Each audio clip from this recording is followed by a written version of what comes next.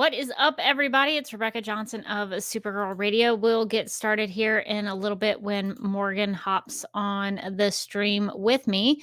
But until then, we are going to be discussing Supergirl number 35 from the Rebirth era of comics. It sort of started as Rebirth and became its own thing. We are very behind, I think like 3 years behind on finishing this run on Supergirl in the comics. But we are trying to make our way through it. I think we only have maybe 7 issues left at this point. So we're going to get through this as we can to find out what happens to some of these characters that we were introduced to and that we've been reading about. There's Jeremiah and Eliza Danvers. So we'll talk more about them in this issue. Because Jeremiah plays a pretty big part. And Eliza, I think, question mark, makes an appearance in this issue. That'll definitely be something that I want to speak with Morgan about. We're also going to be catching up on Action Comics 1009, so 1009, because that was referenced in another issue that we talked about that had some Director Bones in it. So we'll be talking about some Director Bones as we go through this issue as well. I don't know if all of this is going to connect, but there was some interesting stuff with Superman and Lois in Action Comics 1009. I don't know if Morgan has read that, but I'm definitely going to mention it to her because it's kind of hilarious in my opinion. So we will have to get that before we get into Supergirl number 35. We'll talk about Action Comics 1009. Morgan, are you ready? I see you backstage. Okay, good. You should have the doc now. Yes. I just found it. Yes. Okay. Okay. All right. So we will be talking about let's see. Mind the Gap says you should review Mr. Bones' first appearance. We actually have already done this. Did we? Yes, we talked about I'm trying to remember the name of the organization that we Totally. talked I remember about. it. I want to say Helix, but I don't feel like, is that right? Is Helix? Maybe. Is Helix the right team name? Feels like it could It was be. very long ago, apparently. Because I'm going through the, let's see. Hang on. Where are the character spotlights? So we did do an episode, a character spotlight episode on Mr. Bones from September 1st, 2022. It's we covered not as long ago as I would have thought. we covered the Infinity Inc. storyline. So we actually have already covered Mr. Bones' first appearance. So if Mind the Gap, if you want Mr. Bones' first appearance discussion, we have a whole episode on Mr. Bones that you can go and listen to. It's actually yeah, and Mark says Helix was the org he was running on the Stargirl show. Yeah, I was like getting all those organizations mixed up in my head. But yes, we covered the Infinity Inc. Storyline for that character spotlight. So definitely go check that out. One of our better episodes, I think. I think so. We learned a lot about Bones. We discovered some things about his skin. So it is a good episode. We really go through that whole thing. So and we discovered some new characters we had not ever heard of before, and that was a delight. Baby Boom, do you remember Baby Boom? Oh my god, yes, Baby Boom. So that is fun times. Well, if you are ready to go, we can go ahead and start talking about Supergirl number 35. But first, we will have some Director Bones talk to catch us up on everything. So if you're interested in Director Bones, we will be talking about him as well. So let's officially get started, and we will get to it.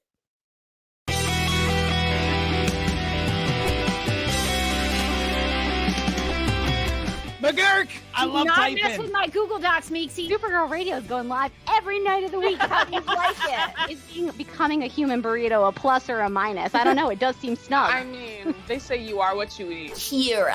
I love that. So I do a podcast called Supergirl Radio, and one of our segments is Lena Luthor, Boardroom or Ballroom, because her outfit, she looks like a boss in this coat.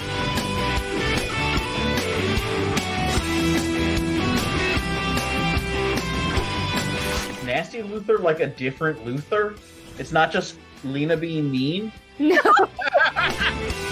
Helen Slater here. So fun to know that you're hosting a podcast called Supergirl Radio.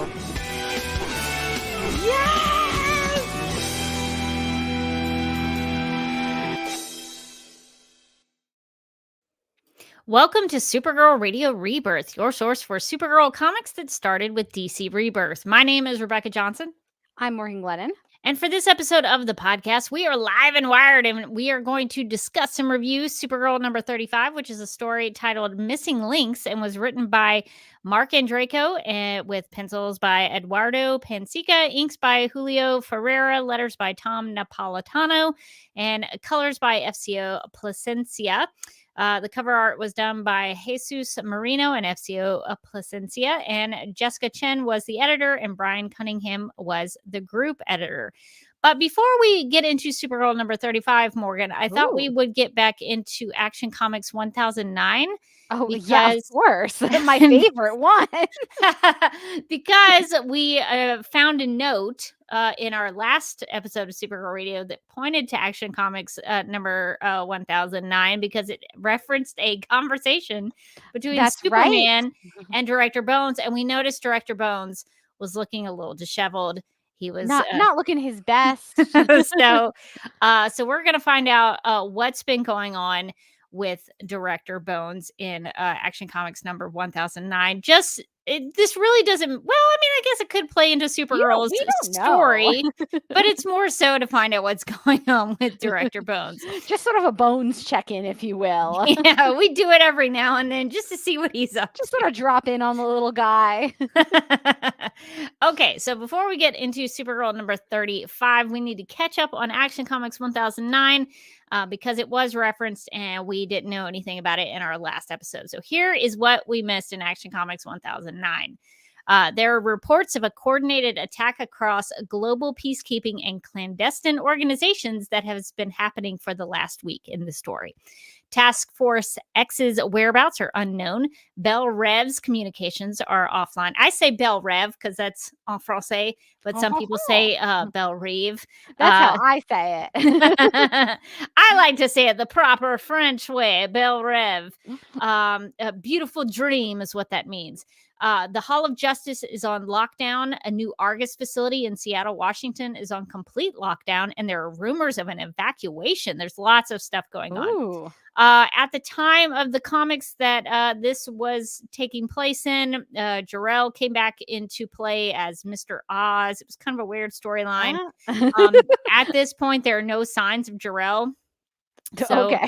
So he was alive. They brought him back. He was alive. He was doing things, but right now in this storyline, they have not heard anything from him as of yet.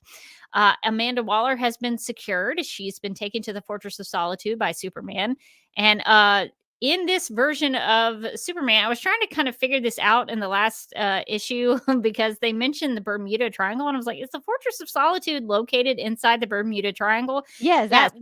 Okay. Yes, the Fortress of Solitude is indeed located inside the Bermuda Triangle. That's new. So that is where that is. So Superman has taken Amanda Waller to the Fortress of Solitude. This you might find interesting. Amanda Waller and General Lane have been running Argus together and were attacked by Leviathan. Oh, tell me more, Mandy. My ship is happening. At this point in the story, General Samuel Lane's condition is stable at Columbus General Hospital. They've been attacked by Leviathan, but he's in stable condition. And at the moment, operational control has been granted to Colonel Steve Trevor. Oh, wow. Everyone's in here. Everybody's in the storyline. A lot of organizations, secret organizations in the DC universe have been affected by this Leviathan thing. And while Amanda Waller is at the Fortress of Solitude, Lois Lane is not thrilled that she is there because Amanda Waller has betrayed Superman's secret identity, which she has no business even knowing. So Lois is not thrilled. She actually punches Amanda Waller at the Fortress of Solitude. Oh, so spicy. Things get really tense there at the Fortress in the Bermuda Triangle. Okay, so this is where it's referencing Director Bones. This is what we came for. So all right, it's Bones time, baby. In Action Comics 1009, communications are offline at DEO headquarters and casualties are to be expected. So there has been some kind of massive explosion at one of the DEO buildings, and Director Bones seems to be the lone survivor of the explosion. So if he looks like he is going through it, it's because he truly has. He's been in some kind of explosion at the DEO building. Superman flies to the site to take Bones where he is needed. Superman doesn't mention where that is, just says where you're needed. And Director Bones wants to know who has attacked the DEO, and Superman tells him that they don't know. So Superman shows up to this place. It has no information for Bones. Bones actually thinks that Superman is a liar. I also really like that, like in the previous page that you were showing, like Director Bones, he's like digging through the rubble and he's like, yell for me to hear. And I promise I will. Wait, no, Bones, you can't rhyme anymore. Like, do you remember he when had that whole rhyming period of yes. his life? He's beyond that now. When he first started as a costumed villain, with the Infinity Inc. storyline. He did a lot of rhyming, so that was what that was referencing in this comics in this comic Action Comics number 1009. So Bones thinks that Superman is a liar, that he probably knows more than he's letting on. And then also I'm just like hopping into this issue, so I don't know what's happening truly. Both Superman and Director Bones want to know where Adam Strange has gone off to. So have they checked with the Zeta beams? So Adam Strange, I guess, is playing a part in this storyline. I don't know. I'll have to look that up later. I was like, that's random for Adam Strange to be part of this conversation. Bones also threatens Superman by saying, quote, if I find out you or any of your Justice League knows anything about this or knows something about this, God help you, alien. God help you and your cousin.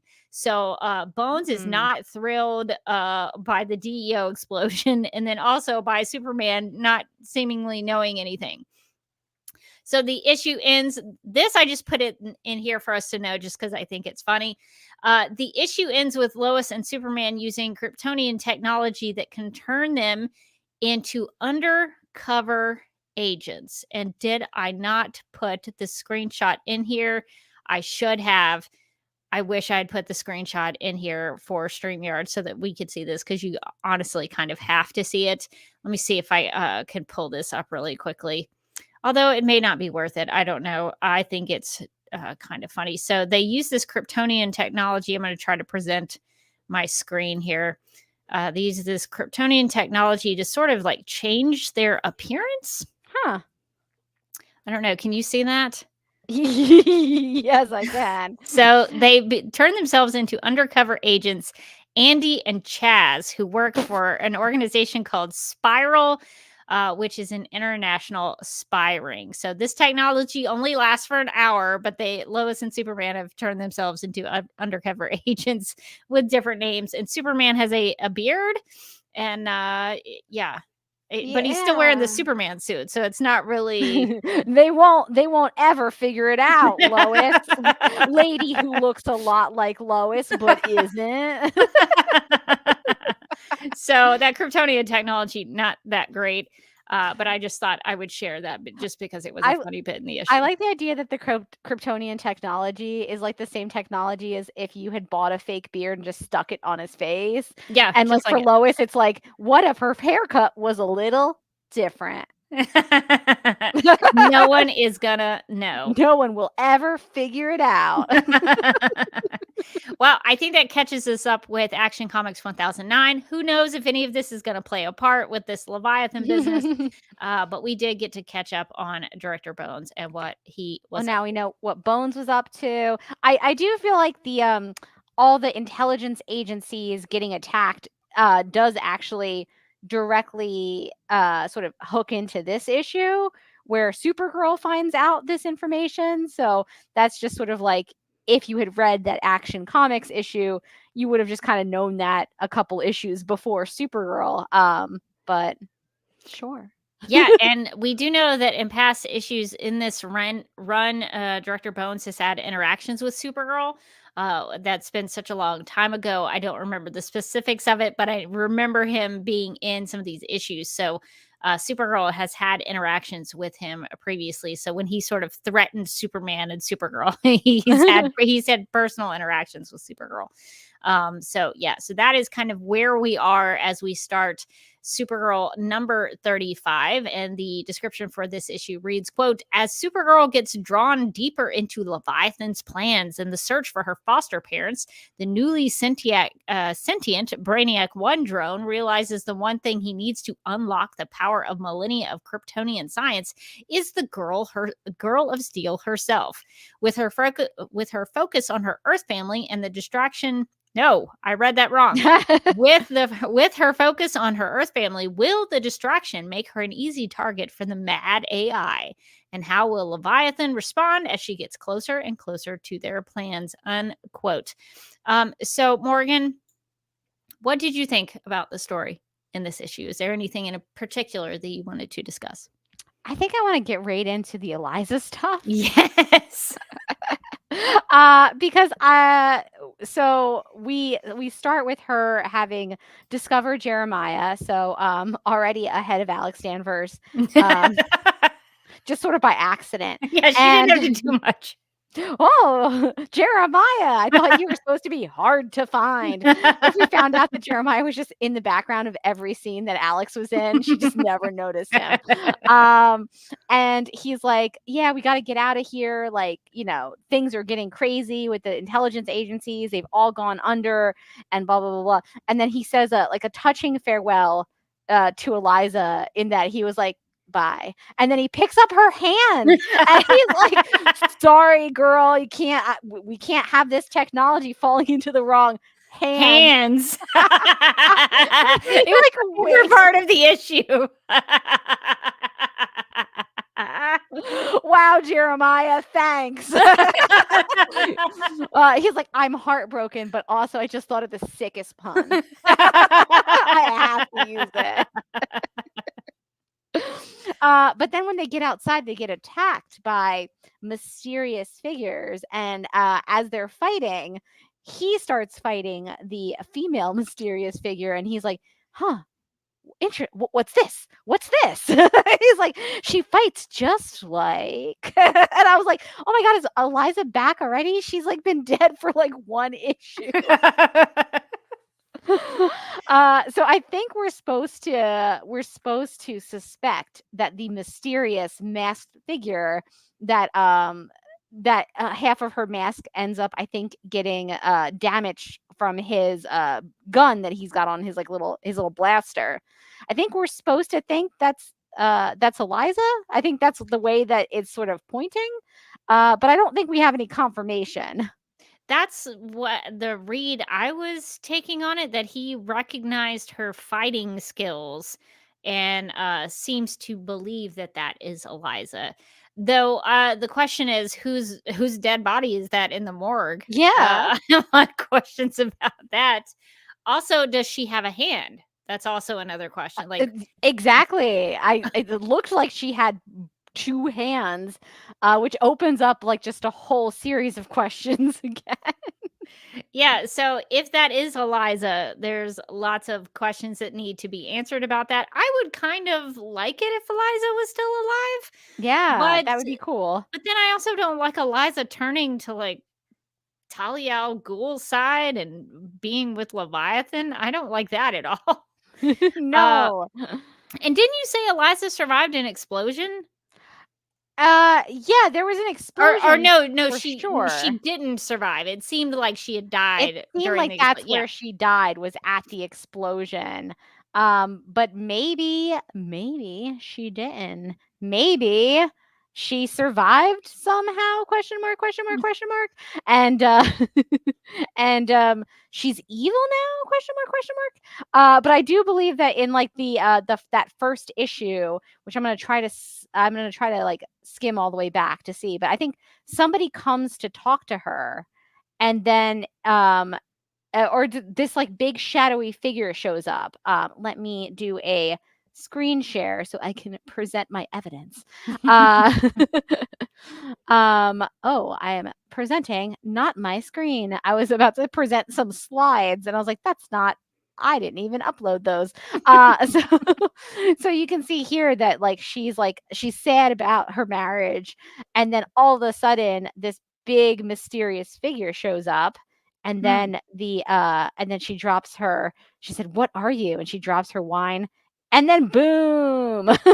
So I don't know. Maybe the big mysterious figure didn't blow up the house with her in it. Maybe the big mysterious figure like kidnapped her. Possibly. So, yeah, I feel like, yeah, I mean, it's comics, so unless we see the character actually die, like on the page, even if I'm seeing a dead body, I'm like, is it hers though? I mean, it was a pretty dead body. This does remind me of The Young and the Restless with Adam Newman. I saw him die in an explosion twice, and he can't. They don't cannot kill Adam Newman on The Young and the Restless. It didn't stick. I like the idea that they were like maybe trying to like stage her death, and they were like, "You have to come with us, Eliza, but first, and this is going to be awkward, you have to ditch your hand." What? Yeah, so it's possible that maybe Eliza has been brainwashed. Maybe Leviathan has used her as a former DEO, because I think in this run she's a former DEO agent. I think Jeremiah and Eliza were DEO agents together. So maybe they're using her as like an inside person to break up all these clandestine secret government agencies. I don't know. But it did seem like they were hinting at the fact that Eliza was alive. So hopefully Supergirl can help straighten that out, whatever is going on there. But I think that was the big part of this issue, was the possibility that Eliza is still alive. They did actually literally say that Jeremiah did not want her Eliza's cybernetic hand to, quote, fall into the wrong hands, unquote. So that was pretty funny that we both hopped on this live stream and we both referenced the hand thing in our headlines in StreamYard. Not intentional. I did not know that Morgan would do that. We just both love Eliza's We just love a good hand pun. So yes. So as does Jeremiah, apparently. I guess we also could mention some stuff about Leviathan, since they were also kind of mentioned as a big part of this issue. The issue says that Leviathan is, quote, systematically eliminating all of the global security groups on both sides. The Cobra Cult, don't know what that is. Whoever Checkmate. We probably should look up the Cobra Cult. I want to know a lot more about the Cobra Cult, honestly. We've heard of Checkmate before. They mentioned Checkmate, Argus, the DEO, but they don't know why Leviathan is targeting all of these global security groups. Crypto and Supergirl, this is when they discover the possibility that Eliza might be alive, that Crypto, Supergirl, and Jeremiah are attacked by someone called Agent 37124. This could be Eliza. I don't know. And I think it would have been really funny if the agent number was like, you know how like when you use a calculator to spell out things, like hello. It would be funny if like the numbers looked like the name Eliza. Like it was supposed to be like a hint. Wait, someone get out a calculator. Right, the number is 37124. If you put it upside down, does it look like Eliza? Someone That'd be amazing. I'm like, that's like middle school logic right there. I think that would be incredible. Okay, so the Cobra Cult from DC Comics, looking them up real quick. Let's see. So this is the DC fandom wiki. Is this the same? Yeah, I guess it's the same one. The cult of the Cobra worshippers of the snake god Kali Yuga are a dangerous cult led by Cobra. They employ snake motifs and use genetic enhancements because they believe that snakes are superior. So that's kind of a weird thing to put with like the DEO and Argus. I mean, Beaker. I don't know that it's necessarily the same. Oh, what is Beaker doing? He was on top of my china cabinet, just walking across it casually. I had a cat just go like floating above my head. He's gone now. He's left. He didn't break anything. No, he's really good at just going around all the vases up there. Yeah, we've had him on Supergirl Radio several times up there doing all kinds of stuff, all kinds of nonsense. Yeah, so the Cobra Cult is, I don't really know that they belong with some of these other organizations, but they have been mentioned as well. Let's see, there is also with the Leviathan stuff, there's a masked man using kryptonite on Supergirl and Crypto, and this masked man says that he admires and respects Supergirl for truly believing in justice. So Supergirl has a lot of interactions with Leviathan in this issue. Was there anything else that you wanted to go before we go into the Fortress of Solitude portion of this issue? Is there anything else you wanted to mention? Yeah, I wanted to know more about. I was kind of interested in what was going on with the guy in the red. that we don't get names. We just get some numbers for let's be honest, it's Eliza. But the guy in the red, we don't get much backstory, but he's like, I'm not trying to, I like your basically like I like your gumption. And I'm interested, is he part of Leviathan? Is he Or is this like the head of love? Leviathan? Have we finally met the head of Leviathan? That would be so dramatic. I think we're gonna find out like somehow that the head of Leviathan is like Eliza. Like amazing. Could you imagine if that had been the twist on Supergirl, the TV show? That would have given Helen Slater some good. Helen Slater just comes out and she's just like, I've been tricking you all along. She like spins around in a chair and reveals herself. She does like the Wonder Woman spin. I would have enjoyed that. Helen Slater walks around the corner. She's got really, really dark eyeliner on suddenly, and you're like, uh-oh. That's the goth evil version makeup. Yeah, I guess that's who that's supposed to be. We don't get any kind of information on the masked individual. Although I think the red masked individual and Eliza are two different people, though. I think. Yes. Are they? Or maybe they are two different people because they stand. I'm gonna pull up once again. I'm going to screen share. I can't really. It's tough to pull out the page because if you have the collected edition, like I did to be cheap, it's page 49. So it's like 18% through. But you can see that Eliza and the red guy are standing next to each other. Yeah. In this panel. So obviously two different characters, and also his mask is interesting in that like I feel like it looks like a bug face. Like it's got these like little red glowing like blue glowing things where the eyes are, but then like all these like blue glowing things below that kind of look like little mandibles. It's creepy. Yeah, but I like I his would vibe.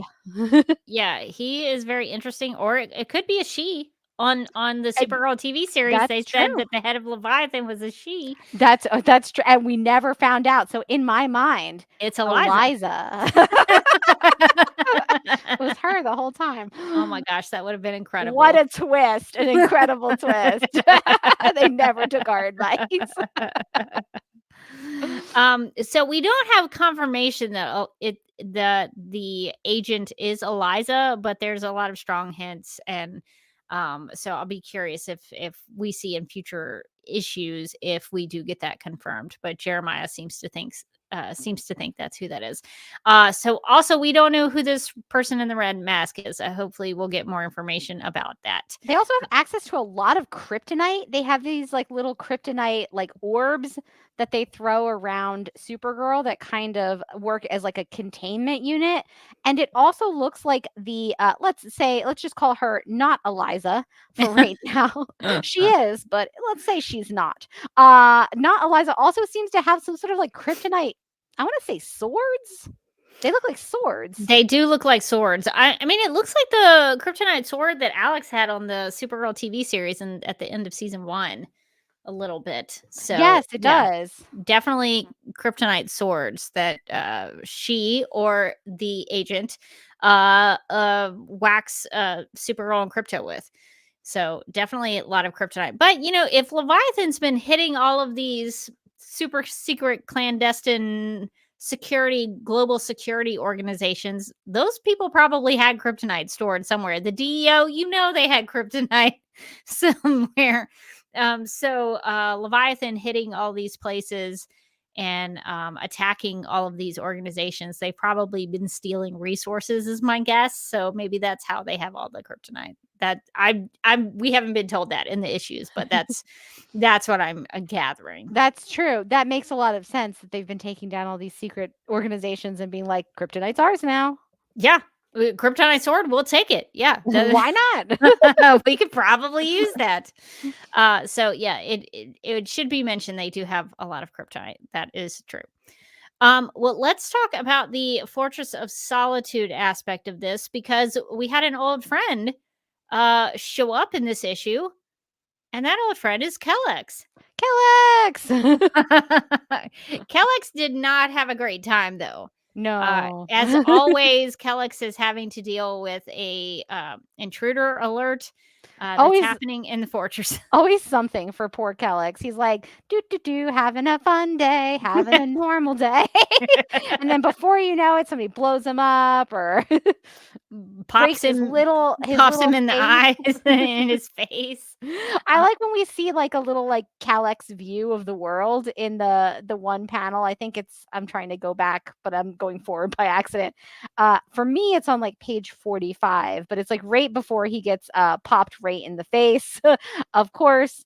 And you can see him his little view of the world in this panel where it's like his little visor view. And of course, in his little visor view, everything is on fire. He's like, it's a beautiful day for Kellex. And then he like turns a corner and there's just a giant fire in the middle of the fortress. And he's just like, not again. Hang in there, little guy. He has to take care of all that because he is part of the security of the fortress. And when things go bad, he has to deal with it. And so he has to deal with quite a lot. You mentioned the fire. This is caused by Brainiac. He causes a small fire in the science lab, and when Kellex goes to put it out, which is cool that he has the ability to do that. He doesn't just make a note that it's happened. Kellex has the ability to put out fires. Brainiac smashes his face, to stop Kellex from alerting his masters, either Superman or Supergirl. So, Brainiac fully attacks Kellex, and by the end of the issue, I think we probably should also mention this.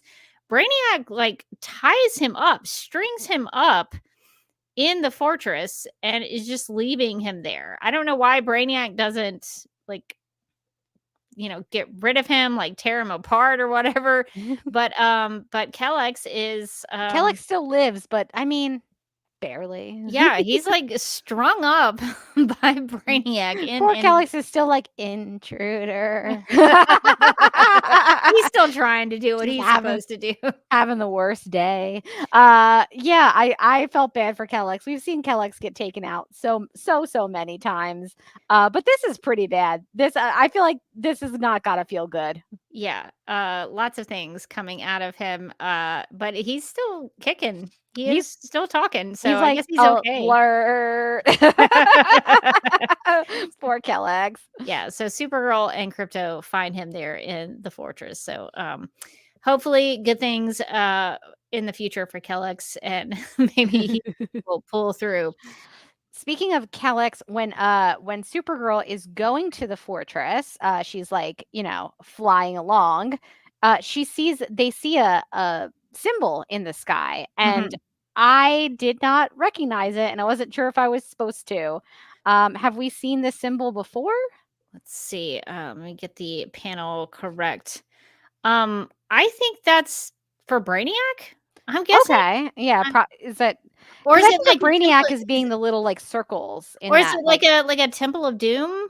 That's the only other thing I would say. Oh, not Temple of Doom. What am I? Indiana? No, I'm thinking of the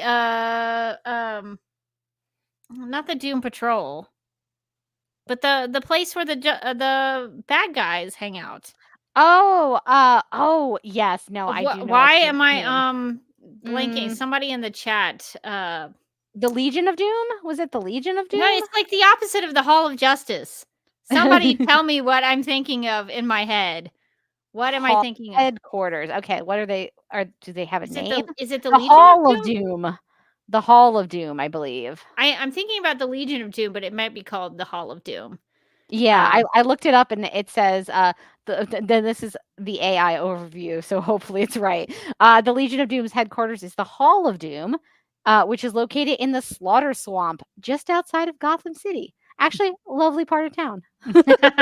Yeah, Mark says might be the Legion of Doom, and then Mind the Gap says this was tied to the year of the villain. It does show that on the comic book cover, so the Legion of Doom might be tied to the year of the villain storyline that was a lead up to Dark Knight's death metal. So Yeah, so I think that initially I thought it might be tied to Brainiac because it sort of reminded me of like his skull ship a little bit. Oh, it is the it But is yeah, the Legion of Doom. Legion of Doom symbol. Good call, because I went on to the DC, I think it's the DC Universe like fandom wiki, and it looks like the exact same symbol. Is the Legion of Doom symbol. I can't believe I said Temple of Doom. I was like, Indiana Jones? I knew it had Doom in there. I was trying You to were think very close. I You were was very sounding it close. out, like trying to get it out of my brain. Yes, so I think that is what that is about. So things are not going well if the Legion of Doom is making an appearance, because people in the city are asking, what's that symbol in the sky? Some sort of alarm.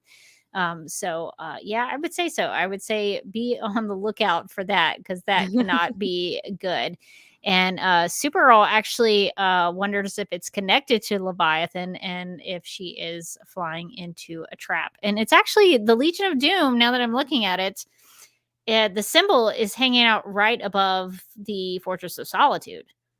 So I guess that has something to do with Lex and Brainiac? It maybe, I guess maybe the way that maybe that's why they're working together is like part of the Legion of Doom. Although it did seem like Lex was just like, here, Brainiac, I'm going to give you a little solid. And then Brainiac was like, okay, I'm going to do my own arts and crafts project in the fortress here. I'm going to make a great new vessel for me so I don't have to be an insect person. And then what he made was a monstrosity, and then he had to burn it down. Oops.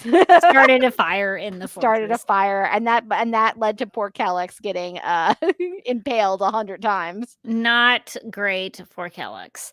Well, do you think that kind of covers up the issue? Is there anything else you wanted to mention? I realized I did have one other thing that I wanted to mention. So it is on, if you have the collected edition, it's on page 54. But basically, Kara is in this like kryptonite holding cell.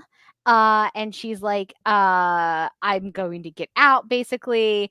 And then she transforms into, I'm going to go ahead and say like what looks like Spider Supergirl.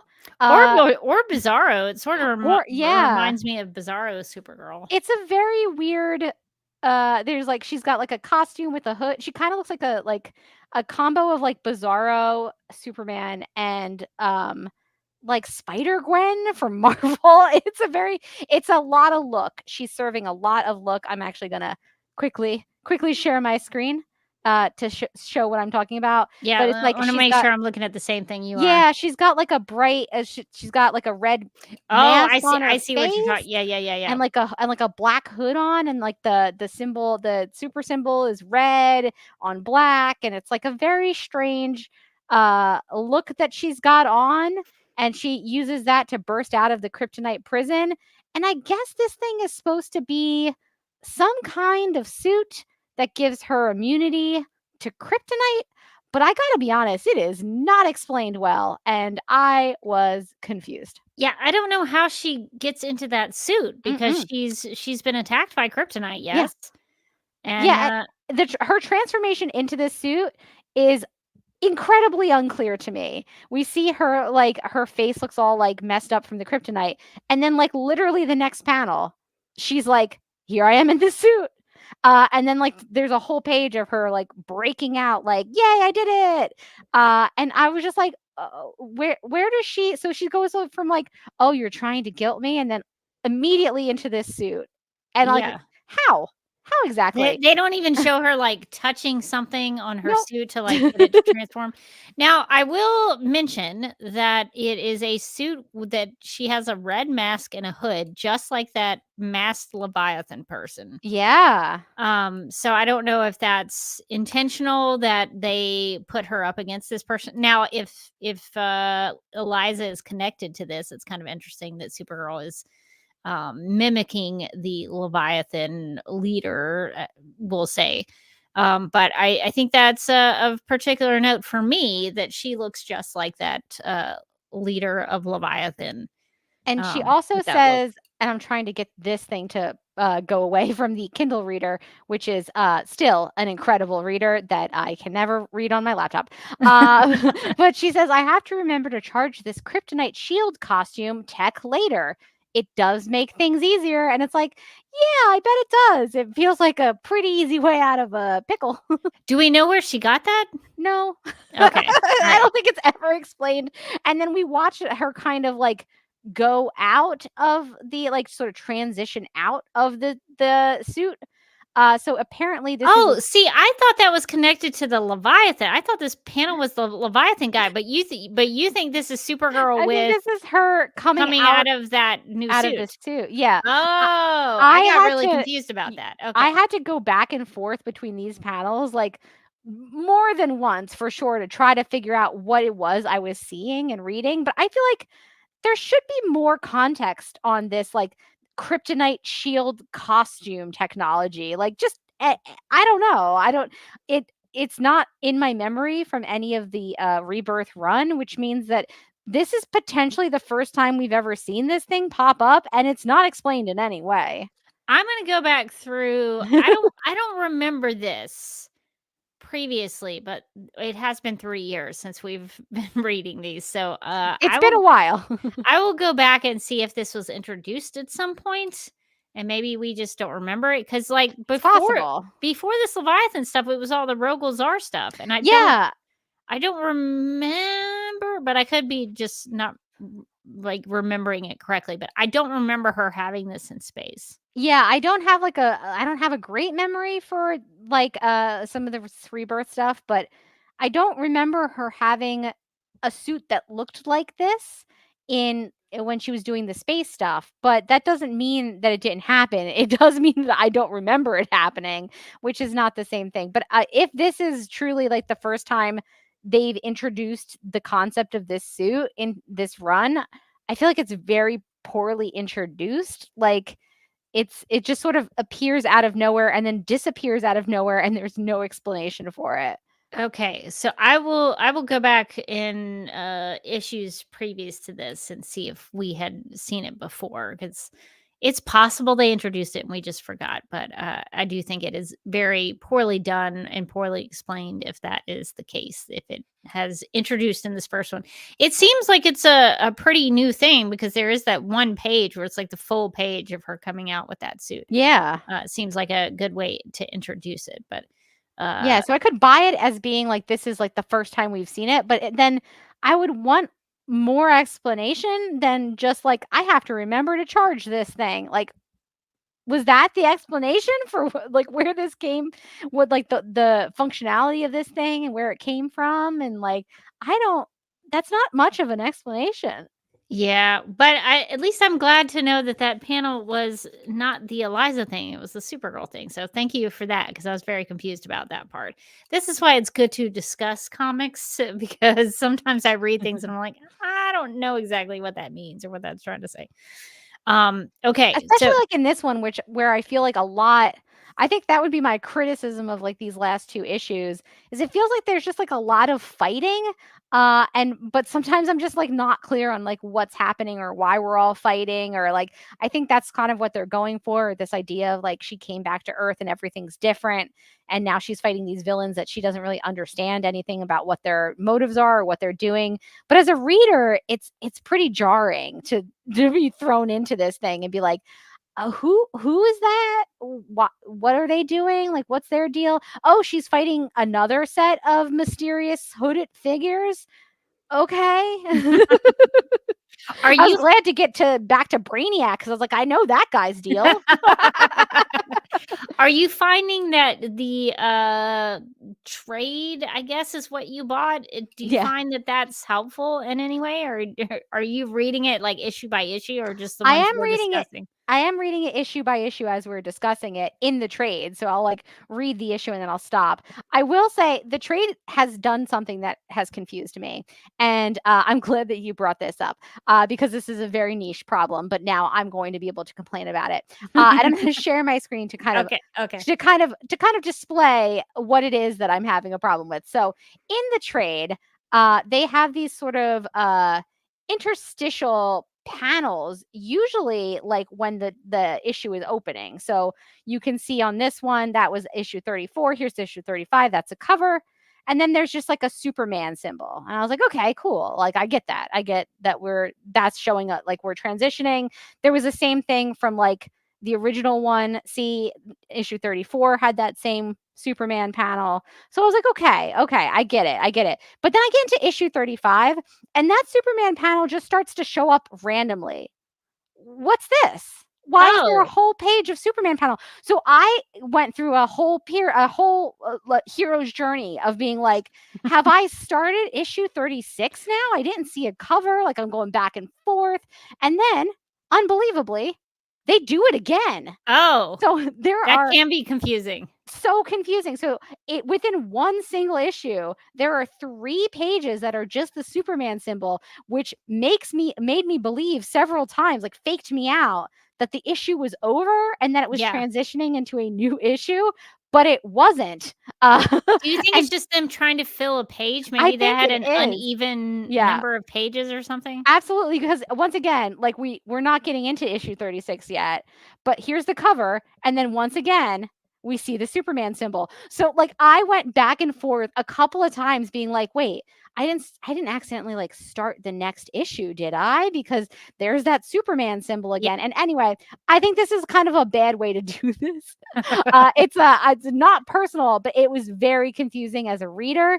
As a reader who hadn't read this run yet and therefore doesn't know when the issues begin and end, to be like, oh, here's that page I've only ever seen after like the first after the cover of the issue, and now it's just showing up randomly in the middle of the issue multiple times. Anyway, I don't know what we're doing here on the digital edition, but it's not clear.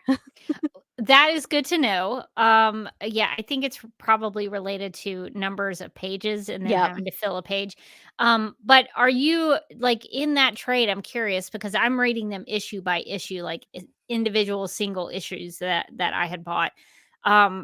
Is the trade like filling in those gaps like we talked about Action Comics 1009? No. It's just so it was that first issue It started initially with the prologue, which was helpful. And then it went straight to issue 34 and then I went to issue 35 for this week. So now it's like the Supergirl issues. And now it just seems to be the Supergirl issues. I think it's going to go to 36. I'm not sure, at some point it may be that we go to read the next issue and there's something in between in the collected edition that's like, an Action Comics or a pool or something like that, or like a group book pool where it's like some information we should be knowing. But I suspect it's just going to be that prologue, honestly. And then the rest of them are just going to be basically single issues put together, but more confusingly. Okay. That was what I wanted to check with you on, was if this reading it that way was helping you in any context, filling in the context. So you were essentially doing what I'm doing, just in a collected thing and not just issue by issue. For the last time, having that prologue did help. For this time, having those random Superman symbol pages didn't help, because I thought I was sure. I was like, whoa, this is a short issue. Why isn't there another cover? Wait a minute. Is the issue still just continuing? Like, what's going on here? So in some ways it's easy because I can just sort of pick it up where I left off. But in other ways it's confusing because of the formatting. Seems like they should be consistent about that. Yeah, if you're usually like it's cover and then you open it and it's Superman symbol, and I've done that twice, and then I get into issue 3 and they're just everywhere. It is, as a reader, you're going to think, wait a minute. Yeah, that can be confusing. Before we get into a conversation about art, which we've kind of already talked about a little bit, is there anything else you wanted to discuss about the story?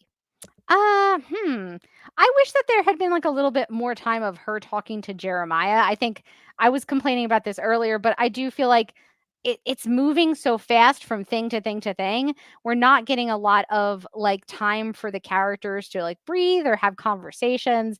And I did really like that one panel for me. It's like page 45 where she's excited to see Jeremiah and she's like, "You're alive." And then she goes off on like a whole tangent about like, I heard about this Leviathan and I'm not sure about it. And what does that have to do with you guys? I'm so overwhelmed. And I really liked that sort of period where you get to hear how Supergirl is feeling.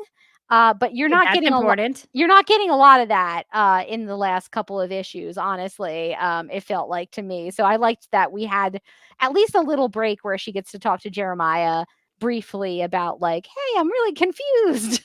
And they kind of barely talk about Eliza. Yeah. They go to the morgue and he wants to say his goodbye, but they don't really talk about, hey, by the way, your adoptive mother is dead and my wife, I guess, is dead. His goodbye is really quick too. He goes right from goodbye to just no offense, gonna take your hand so it doesn't fall in the wrong hands. Yeah, I feel like there could have been more of them connecting over Eliza. And I think that would have made more of an impact if they then discovered that Eliza is alive. Maybe they had mourned her and then they figured out, oh, she's actually not dead after all. Yes. I think that would have been much more eye-opening if that had happened. So I would agree with that. I think it would have been nice to have more Kara and Jeremiah time since she seems not to have seen them for a while because she's been in space with Superman doing things. So yeah, I would agree with that. Well, before we get into talking about the art, I did want to bring up this.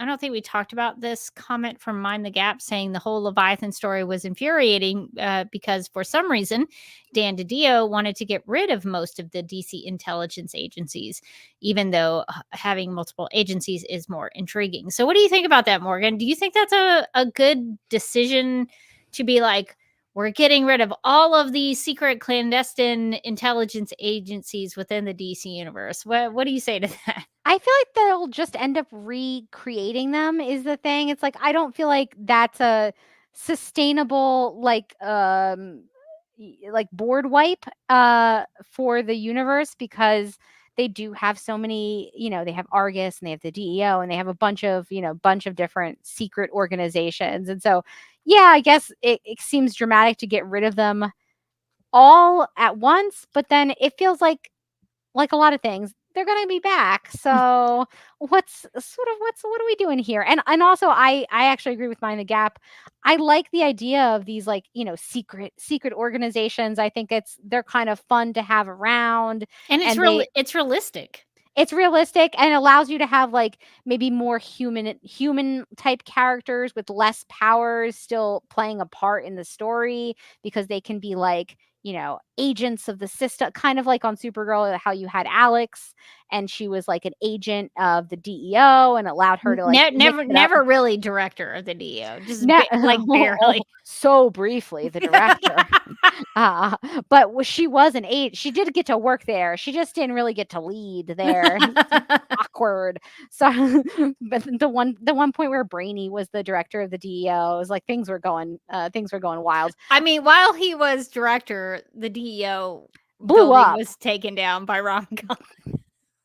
The DEO was destroyed under Brainy's watch. Not great. Not great. Yeah. So I agree. I like having these like secret government agencies around. I think it allows you to like bring in more human characters when you have these like big, extra, supernatural or, alien threats. You can, have the Elizas and the Jeremiahs of the world. Otherwise, they're just kind of like random people that you're like, why are you in this?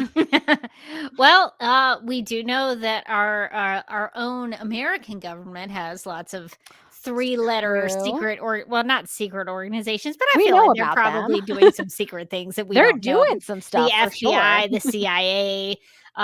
There's probably some agencies like that who are tell us about the aliens protecting us from alien threats. So I think, if you're going to have comics that reflect our world, then maybe you should put some of those 3-letter intelligence agencies in there, like the DEO. So I don't think you can really have, to your point, I don't think you could really have a world with superheroes and metahumans and supervillains without some kind of agency going, okay, hang on, we back up. We've got to deal with these people. And then it also kind of strands some characters. Like, if you get rid of all these secret agencies, like what happens to Amanda Waller as a character? Like, what's she doing? Is she just going on romantic vacations with the general? Like, I don't. I think that's an issue I would like to read. Mandy and the general go to an all-inclusive. Just drinking margaritas on the beach. Would read that issue. That would be amazing. Okay. So I guess now we should talk about the art. Is there anything in particular you thought was visually interesting about this issue? I did like. I'm trying to find I liked the fight between Jeremiah and not Eliza. The way that it kind of it broke down the 2-page spread into like a bunch of small panels, so you got the feeling of like it being a fight of them blocking each other and being kind of equally matched. I did like that. And I, as I'm going through it, because I agree with you that page is really well done. Just because we've been kind of joking about the cybernetic hand, but there is one panel where Jeremiah has to stop the Leviathan agent who is like trying to punch him, and so he grabs her hand, and there's like close-ups of the hand. So I don't know. I just find that humorous, just because we've been talking about the hands. I don't know if like, is that how he recognizes her? I mean, he talks about how like the agent is strong and fast, and I guess maybe he recognizes this person as Eliza because of the fighting style, but I would also like to think it's because of the hand. Because he grabbed the hand. He's like, that feels like a robot hand I once knew. Eliza? But I do think it's a great set of panels there, because it's very clear on what is happening, and it ends with this agent getting the mask sort of torn apart, ripped apart, like destroyed in two, so you see part of like the human face through it. So I think it's very effective in terms of showing the fighting of what's going on there. And then I also like the panel of the Calyx view of the fire in the middle. That is very good. Just really good. Just like, it just really does feel like he's just having a day. Like he's like come around a corner and he's like, heat sensor? You're like, uh-oh. I wish there was a way to write a Calyx comic book. That would be amazing. Just like a day in the life of Calyx, as he like goes around the fortress. He's like tidying up, and then he's like, fire? Uh-oh. Do you think he talks to himself, or do you think, well, there are other Superman robots probably in there. Probably. So do you think that the robots get together for lunch? That's what I want to know. Like, are there other robots? Like, what do they all do? I'd like there to be like an upstairs, downstairs, like Downton Abbey kind of thing, where there's like romances with the robots, and like people are mad at each other. It's like now they're like Days of Our Lives kind of situation, but with just the robots. Like everything's always really dramatic, and then like every other week Calyx dies. I think we should write something up and pitch it to DC. I think it's a great one.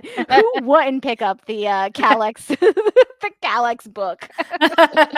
We'll have to come up with a really good title for the day in the life of the Superman robots in the Fortress of Solitude. All just floating around being like, oh my God, you would not believe what Superman did today. Or like Superman comes in, there's like an emergency. He just grabs a bunch of crystals. They all fall on the ground. He flies out, and they're like, we just rearranged those. They're so tired of picking up after Superman. He does not keep the fortress clean.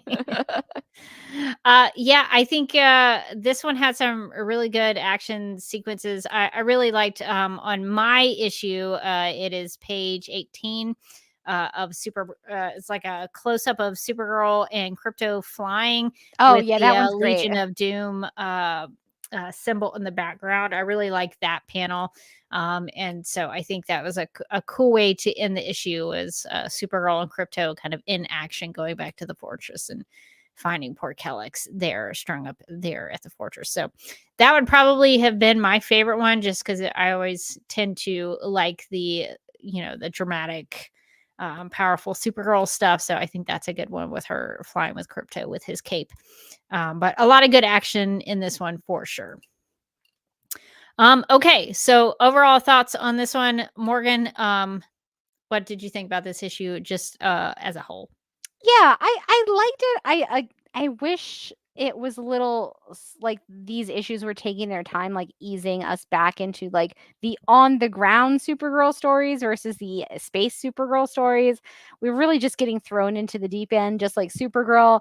And I'm confused a lot. Which I guess maybe Supergirl is also feeling, but it's two or three issues in, I'm like, okay, everything's very mysterious. Could we start getting, I don't know, like a little background, or at least a little bit more into like what Supergirl is thinking and feeling? I feel like her perspective is a little bit missed when it goes just from action set piece to action set piece. But I did like that little period where she talks to Jeremiah. I like that we got Kellex, even though R.I.P. dude, never forget, as always. I mean, he's barely hanging on though. He might not be fully dead. He's mostly dead. He can get repaired. They're repairing him all the time. I wish, again, the Eliza reveal, very funny. She was dead for about 3 pages. And the hand puns, ice cold Jeremiah. And I also wish we had more context on Supergirl's kryptonite suit that helps her avoid kryptonite. Like, where'd that come from? Where did it go? Very like Cotton Eye Joe kind of questions I have about it. But overall, I did enjoy the issue. I'm interested in where they're going with all of this. Yeah, I wish we had more of Supergirl's thought process on this. I mean, the woman who was her mother on Earth died, and now she's come back into contact with her adoptive father. That's kind of a big deal. But yeah, so I think that one is, these issues are going very fast. And I think that's the downside of trying to tie all of these issues into one big crossover, is that you don't get a chance to slow down, because I assume they probably outlined all these things, and they're like, this has to happen in this issue, and this has to happen in this other issue. And so they have to move fast to get through all the story points. They probably don't even have the opportunity to slow down and address some of those things. So I think this is unfortunate in terms of just the Supergirl part of it, in terms of the overall storyline that they are trying to get through. So I will say, it's bringing back to me why I like books that are more focused on one character not outside of the continuity, but sort of either outside of the continuity or sort of side by side with the continuity, that are just focused on the characters. Because I do feel like sometimes when it's like, okay, we're telling the Supergirl story, but it has to fit into this villains arc that we're doing, and it has to involve Leviathan. It's like you can kind of feel the layers on top of the layers of like what the story has to do, and it can make it feel like a little bit like it's just trying to get from point A to point B, when it compared to like something like Supergirl Woman of Tomorrow, where I feel like it was really like, it was a self-contained story. It was like a character exploration. I feel like what ends up going first when they're trying to get it to fit into these, big DC, cross book events, is that like the character stuff is usually the first thing to kind of fall by the wayside. And that's a bummer, because that's the things that I'm most interested in. And I feel like you could probably put a couple of panels in there. Like, there's probably room to do some sort of character stuff in there. And the title is Supergirl, so I feel like it should be focused on Supergirl. But I guess they felt like they didn't have a lot of time to do that. So unfortunately, those things do fall by the wayside when you have to get through everything to get to the next part of the event. So this one I felt like it told a story. It got me from point A to point B. And I like the twist with Eliza and some good action stuff in there. Still a lot of crypto, loving crypto. And they're at least getting me to the next part of the story. So we'll see what happens. Maybe they'll confirm that Eliza is back and alive. That would be cool if that was the case. Well, I think let's at this point that is going to wrap up our thoughts on Supergirl number 35. But we did get an email from Mark in terms of listener feedback. So Morgan, would you read his email? Sure. So Mark said, I really enjoyed your episodes covering Crisis on Infinite Earths. Regarding those movies, particularly part 3, I'll say that 2 things about the ending disappointed me. First, the Question refused to join New Earth. While that's thoroughly in character for someone who is set up to be very close to the Steve Ditko original, it worries me that maybe he has no place in the new DCU, and I really like that character, so I hope he shows up there. The second disappointment was that I was hoping the movie would lead directly into the new DCU with a tease of Creature Commandos, and obviously we didn't get that. Arg, stupid Warner Brothers. Finally, do you remember the days during Melissa's show when we were convinced that one of you was writing for Supergirl? Well, I don't know if either of you is watching Kite Man, admittedly a bit mature of a show for your podcast, but 2 words, Judith Light. No. Judith Light. And since it's Dame Judith Light. Excuse me. We damed her. Dame Judith Light. That's 3 words. Give her flowers, okay? Mark says, and since it's an animated show, I think she's bringing in scenery from other sound stages to chew on. Who is she playing on Kite Man? This is news to me. I am so excited. I am like a little bit behind in Harley Quinn, so I hadn't started Kite Man yet. And if this isn't just the best motivation to do this, I can imagine personally, is that Dame Judith Light is on the show. She's playing a character called Helen Villigan. I don't know who this. I don't know who this is. Is there a character in DC Comics that's? I don't know. Helen Villigan. Oh no, there's a DC Comics character called Helen Villigan. Oh yeah. Okay. Don't know much about her though. The DC fandom wiki does not tell me anything. I think she might have been on Harley Quinn, maybe. Maybe. And now I'm really interested. So there's a fandom page for the DC database. There is a Helen Helligan from New Earth. I wonder if that is like a version of this character. It looks like they're like an agent or something like that. So in an FBI agent? I don't know. In the Harley Quinn animated series, it says Helen Villigan is a criminal in Gotham and owner of the Villigans Corporation. Oh, I don't remember her, but it has been a second since I've watched. She tortures Golden Glider's mom, Golden Glider, Kite Man, and Bane. So she tortures Golden Glider's mom. And then I guess Golden Glider, Kite Man, and Bang work together to save Rebecca. Who's Rebecca in this show? Oh, I don't know. I feel like you've watched Harley Quinn. Do you not remember? I do not remember this from the Harley Quinn show. Maybe this was in the season I haven't quite gotten to yet. Well, now you should watch it. Now I'm interested. Maybe if this was she in what season was she in? Season 1? Oh, no, it's season 1 of Kite Man. Okay.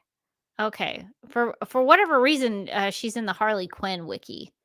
Yeah, I see that too. Is it the same universe? It is the same universe. Okay, yeah, so it's like the why. Same versions of like Bane and Kite Man and all of that. The more like comedic versions are all kind of in this one universe. Which I don't know. I don't think you have watched Harley Quinn, have you? I have not. I know I've seen like bits and pieces of like behind the scenes. I would say that Haley Cuoco. Yeah, I'd say that the first couple of episodes are like a little bit more. They're like trying to be edgy. They're like, look we're cursing and we're doing violence, and then they kind of really settle into like a groove, and it becomes very good. But the version of Bane on Harley Quinn is so funny. Doesn't he play up like I'm an actor? Oh, that is Clayface. No, that's Clayface. Yes, Clayface is amazing. As soon as I said it, I was like, that's wrong. Clayface's whole thing is trying to become an actor, and he talks like this, and it's. Really, I do think I would funny. enjoy that. He keeps on being like, my craft. It's incredible. But Bane is like kind of on the more villain side, and you'll see him with like the other villains, and they'll like, be mean to Bane, and Bane will be like, "Did you take my coffee?" Like, it's really good. Yeah, I think I could maybe be interested in that, but yeah, some of the more mature aspects of the Harley Quinn show, I was kind of steering away from. But now that Judith Light is in this universe, that's amazing. She made it to the DC universe. We did it. We put it out into we like The Secret. We made a vision board, and it was a lot of Judith Light on there, and we did it. Amazing. So we had secrets. Just to be transparent, we had no idea that this was going on. No, but that's amazing. So maybe we'll have to do a Patreon exclusive of watching Judith Light in the DC universe. So Mark says it is a new character, and she's one of the lead villains in Kite Man. So that makes sense for why I didn't remember her necessarily from Harley Quinn. I do feel like I would have looked up. I feel like I would have known in my heart that it was Judith Light, and I would have Googled like, who's that voice? And then I would have been like, Judith Light? And we would have gotten there much sooner if she had shown up in the seasons I've seen so far of Harley. Okay, well, we'll definitely have to watch Kite Man to see more of Judith Light. That is incredible that she is on a DC TV show. And yeah, Mark, I don't think that the Tomorrowverse would have gotten into the DCU with Creature Commandos. I think they're two totally separate things. And those movies were probably created a year ago, 2 years ago. Like animation has to take a long time. And so that was probably created a while before any Creature Commandos stuff was happening. So I wouldn't have expected that. My guess is that they knew that they were going to like restart the universe, but they didn't have any actual details about what was going to happen once it was restarted. And that's probably why none of the current stuff that they're working on made its way, even Easter egg wise, into any of these like Crisis Tomorrowverse movies, because I think they just didn't know at the time. Yeah, that is probably the case. Okay, well, we have done the listener feedback and all the things, and so maybe it's time to wrap up. So Morgan, will you tell the people how they can check out Supergirl number 35? Sure. So because that wraps up our thoughts on Supergirl number 35, if you haven't bought it yet, Supergirl number 35 is available in the DC Comics app, Comixology, Google Play, and readdcentertainment.com. And I guess in a collection. And in the trade Supergirl Volume 3 Infectious trade. Why Volume 3 and not much bigger number volume? Because they restart the volumes after like they do like 1 2 3 4 1 2 3. Does that make sense? No. Is it easy to follow? Also no.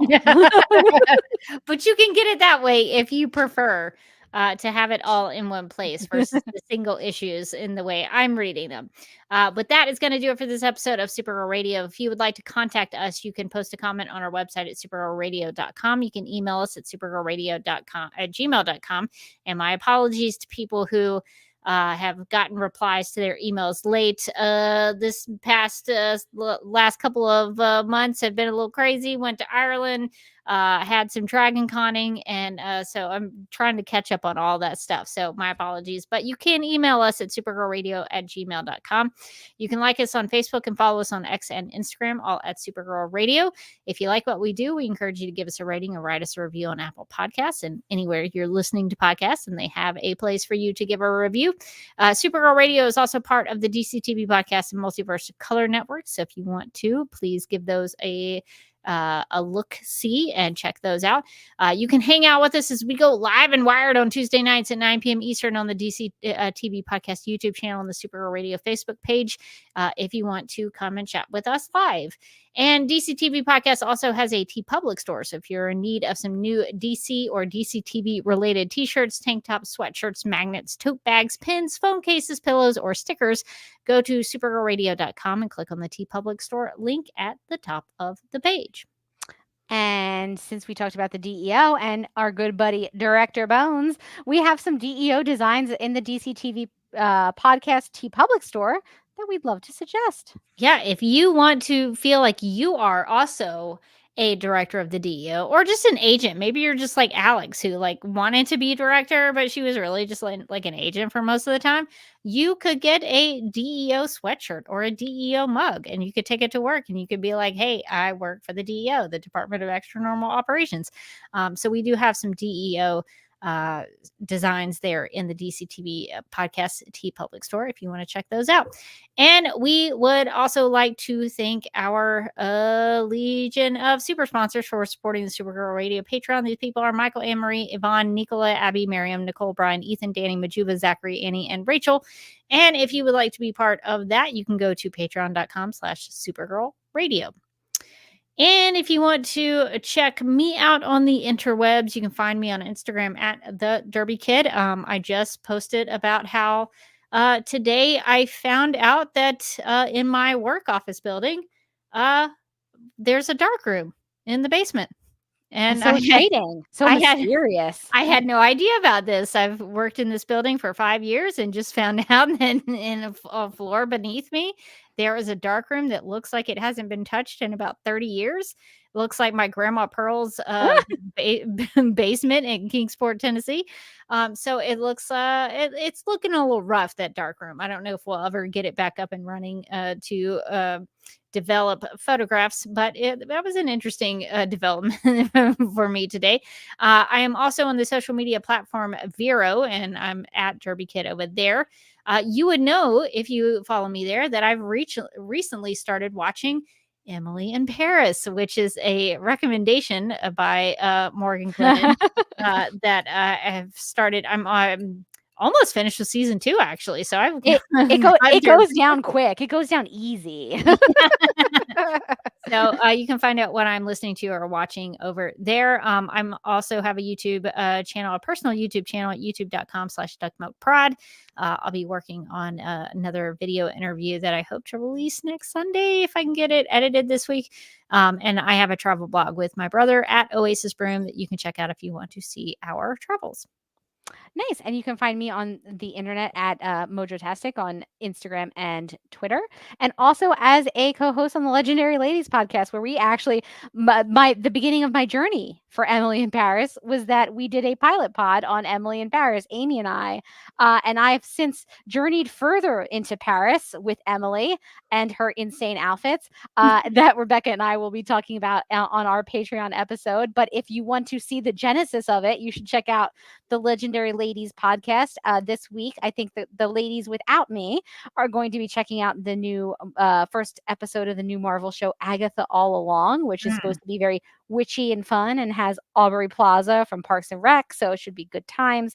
So you should check us out at the Legendary Ladies on YouTube, where you can watch our videos, but also at Legends_podcast on Twitter and at the Legendary Ladies on Instagram. Lots of things to talk about, and the Legendary Ladies are a good way to keep up with what is going on in the culture because I'm finding out about a whole bunch of stuff that I didn't know existed because of the Legendary Ladies podcast. So I appreciate you all keeping me up to date with what is new and upcoming that I should know about. We bounce all around, so we talk about kind of everything. And if you have an idea of like, oh, no one's talking about this fun thing, send us an email at the legendaryladies@gmail.com, and we'll probably do it, because at some points we're like, what are we going to talk about? So always good to have those in our back pocket. That's good to know. I'll see if I have any requests that I need to make. I just wanted to bring this up right before we go, because it is an important fact to me that I continually forget, which is that Emily in Paris is played by Phil Collins' daughter. I maybe knew that a long time ago when she played Snow White, but that's a good reminder that that is the case. I continually forget it, and then I see it pop up as a fun fact all the time, and I'm like, It's like I discover it anew every single time. Like, yeah. what? It doesn't seem real. It doesn't see. Yeah, it doesn't. It really doesn't. But yeah, Lily Collins. That only just makes sense. Well, that's going to do it for this episode of Supergirl Radio. But until next time, I am still Rebecca Johnson. And I'm still Morgan Glennon. And thanks for joining us as we catch up on Supergirl comics.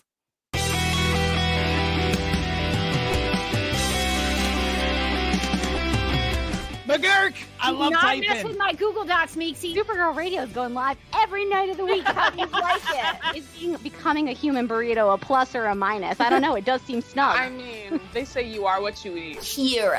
I love that. So I do a podcast called Supergirl Radio, and one of our segments is Lena Luthor, Boardroom or Ballroom, because She looks like a boss in this coat.